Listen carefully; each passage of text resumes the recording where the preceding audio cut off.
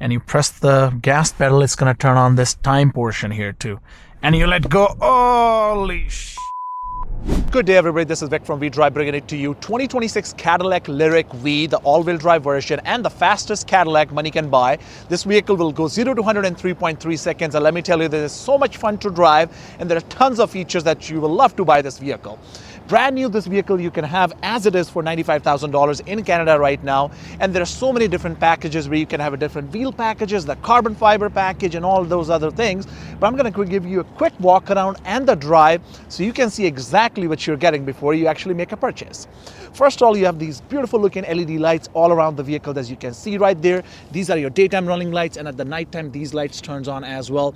You have the flat front because there is no grille at the front, it's an electric vehicle. These all lights turned on, and the Cadillac badge illuminates at night as well, and those lights turns on as well. Now at the bottom you do have air vents to cool down your batteries because you have a big battery underneath the vehicle that charges your all-wheel drive system. You have one motor at the front and one at the back, and on the side right here, as you can see, you have the 22 inches blacked out wheels with the Cadillac badge in the middle there, and you have disc brakes behind it too with the acoustic liners that makes your ride really smooth and quiet actually. And if the gloss black all around the side right here. That black color with the blacked out wheels looks really cool. The weight of the vehicle is going to be roughly around 6,000 pounds, 5,990 pounds. 64 inches is the height of the vehicle, 77 inches is the width of the vehicle, and the length of the vehicle is roughly 197 inches, which is pretty long. And even though it's a mid-size SUV, it's still a longer SUV than a usual. Since it's a Cadillac V, you have the V badges right there. You have the V badges on the wheels right here. And at the back, you have a really cool looking designs for the light. And there is a blade that goes all across right here too. And at the back you have the Lyriq and the V badge again. And if you want to open up your tailgate, you can press this button, but what I would like to do is press this badge right here to open up the vehicle there. Plenty of space at the back. You can throw a couple of bodies if you like to. You have the Cadillac badge right here too, just to remind you what you're driving. You have the power button in the V package to drop down the seats, just like you can do it in other higher Escalades or the Escalade Vs there. Looks like this. Looks like my seat was way far back, but that's not a problem. You also get this cargo shade at the back in case you want to hide some of the gifts for Christmas there too. And underneath the seat right here, you have plenty of space, and that's where you get your chargers and stuff like that for your home charging. That looks like this. You have 240 volt and you have 120 volt. This is what you really want if you're planning on buying this vehicle, not this one. Just to give you guys a quick reference on the charging right there, if you will plug in this vehicle using 110 volt at the home right now, it's going to give you about kilometers or 2 kilometers an hour charging, which is terrible. But if you'll connect with this bad boy at your home, an average home will give you roughly about 25 kilometers an hour, and you can charge this bad boy overnight, and it's going to give you roughly about just under 500 kilometers of a charge depending on how fast your home can charge. 0 to 80% it usually really quick. 80 to 100% it takes usually a longer time, but the vehicle can take fast charging up to 190 kilowatt an hour, and the battery pack itself is only 102 2 kilowatt an hour. So you can charge this bad boy 0 to 100% roughly within that 57 minutes, because after 80% it goes a little bit slow. But now I'm going to quickly show it to you how the charging port looks like. You'll have to press this button right here, and the whole portion, it can be finicky sometime. You press this and it kind of looks like this. So that's where your level 1 and level 2 will connect, and that's where your DC will connect, the whole portion right there too. So Cadillac like to make everything fancy, so there is another button right here to make sure you don't actually have to spend your hard-earned muscles that you made it in the gym to close that thing. Now it's time for me to show it to you what it actually packs underneath the front of the vehicle there. It's nothing other than the washer fluid setup right here and a place to cut down power in case your vehicle catches into fire there. There is nothing underneath. There is just a motor at the front and a motor at the back. So nothing that you really need to be concerned about if you're planning on using this vehicle on a daily basis there. But you'll have to make sure you close this thing properly there. You do have plenty of safety features there. You have the rain sensing wipers and a camera that watches your road at all times. And now let me show it to you how the vehicle looks like from inside. Before I get to the front, let me show you how everything looks like at the back. You have the AKG music system here. You have all these speakers that you can see. You have total 27 speakers. The way you open up your door from inside is pushing this button right here. Power options, lock and lock options are there. You have the leather seats with the blue inserts right here and gray stitchings there too. You can drop down these seats if you like. And you have a flat bottom. Since it's not a gas vehicle with the drive shaft, you can fit 3 people easily. Now, my front seats are set up in a way that way I like to sit, but right now, even with that, I have a plenty of space. You have the hard plastic and a little bit of a soft touch material at the back, which is not concerning. And with the hand grabber right here, sorry, the vehicle grabber, whatever you want to call it, with the light controls. And they have the full panoramic sunroof with the shade that you can close it or open it up depending what you like. You have 110 volt right here. You only have USB-C port at the back and same at the front, which I'll show it to you. And you have heated seats, you have the climate control system, all that stuff. And in case you only 2 people are traveling at the back, you can also open up the center portion with the cup holders here too. That looks really cool. From the back right here, it almost gives you a nice luxury feel, as you should have if you're buying this Cadillac Lyriq. Now come to the front right here. You have the nice little grab handles to come inside the vehicle. You have the leather and soft touch material all around the vehicle. A little bit of a wood right here. Your heated and cooling seats controls are right on the side. AKG system, which I mentioned, and a button to open up your tailgate. As soon as you enter, it welcomes you with the V badge here, and have the fully leather seats, and you have the speakers and the headrest as well. Now let's get inside the vehicle right here. There is no physical button inside in order for you to start this vehicle, but this is how everything looks like. You have the rear camera mirror that does come with the washer as well, and of course sunroof, which I already talked about. You have the nice leather dash all around here. You have the heads-up display there. You have the heated mirrors with the blind spot detection. These seats are massaging. These seats are really comfy, and the Super Cruise standard and the V model here too.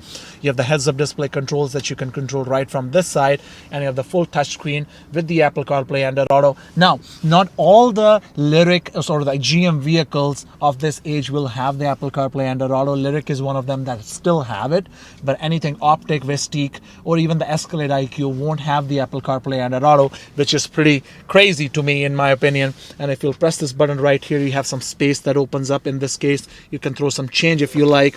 You have the USB-C port here again, and you have plenty of space right here underneath here, an overhang for your cup holders, and a nice Cadillac dial right here and a volume dial right here in case you want to navigate. You don't want to bother going that far. There is an automatic parking that's assist is already there, and you have a center storage here for another USB-C wireless charging, another USB-C, and a DC port there too. Overall, it's a really good feel, and the vehicle drive is really nice. And the person who's going on the passenger side, they also have this leather handle here too, just to kind of assist you to get inside the vehicle. Now let's just go for a quick drive so I can show it to you how it handles there. And I'm telling you, you're gonna love the overall feel of how the vehicle actually handles. If you have any questions, please drop a comment below. But don't forget to subscribe. I'm trying to hit 10,000 subscribers in the next 30 days. Would really appreciate your help. And if you do not want to watch a video where I'm yapping at all the times, which is fine, you can watch a video where I inappropriately touch the car at random places and just give you ASMR feel of a vehicle, how it feels like to live with that vehicle. But with that, let's go to the drive. I'm gonna keep it really short and concise, just so you know. The vehicle has been so good to me. Like, I've been driving it from last few hours, and of course I got a chance to spend some time with the vehicle some days ago as well, and it was a lot of fun. It has a lot of oomph in it, for sure. That's something what I can say. I'll try to show it to you guys how the Velocity Max works in this specific vehicle here. It's actually really impressive. You can actually hit 0 to 100 in 3.3 seconds. Just make sure the terrain that you're driving on, it's actually smooth enough, and I'll try to demonstrate that.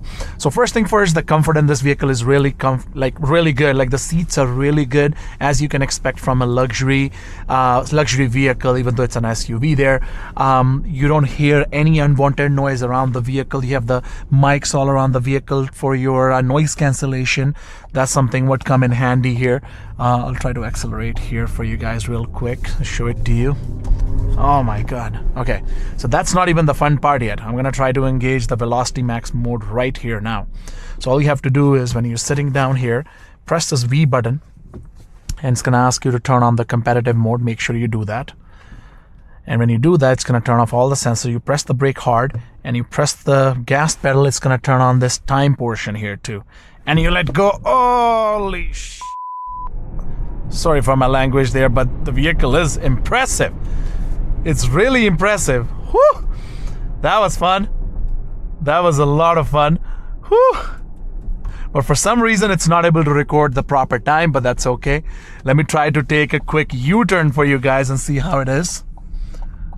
Turning radius, I mean, I'm so used to driving my Hummer that I don't like the turning radius of any other car. But you know what? For the size of this vehicle, it's not as bad in my opinion. Right? Let's just step on the gas again.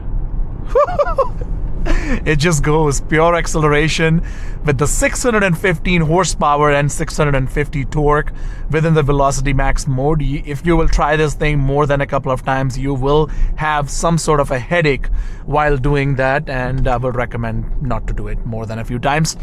But let me just show it to you guys how the Super Cruise works in this one. It's pretty neat actually. And along with the heads-up display, by the way, I forgot to mention, you do have the augmentative reality as well. I'll see if my camera is able to capture it. It's just like heads-up display. Once you're behind the steering wheel, only then you can see certain things. Argumentative reality basically show you when your map is connected where you need to turn right or left, right on your heads-up display, the windshield area there, right? But let me just try to show it to you here. So make sure when you're on a highway, your cruise control is on, which is going to turn on your adaptive cruise control. Then it's going to automatically turn on your Super Cruise if that's the setting that you already selected it. Then this is how it looks like. It's going to keep you within the lane, and if you want to change your lane, it can automatically do it, or you can just turn this signal on. From my end, it's showing me a green signal on top of the heads-up display, and it's asking me to, it's taking me to the right lane where I actually have selected it. And this is just how simple it works. The overall layout for the screen, the speakers, and everything is pretty neat. And of course, it's such a sunny day. I'm not saying I'm hating it, but I'm just gonna turn on my sunroof here real quick. Rear camera mirror is gonna be really handy. The camera is located right at the back. If your people are sitting in the vehicle, you know, you won't have to worry about it. You can just switch it to the camera and bingo, you know, you can see everything around the vehicle there. Now I'll just see if my car is able to automatically move me into the faster lane, because the people in front of me are going a little bit slow. I just want to demonstrate that to you guys here.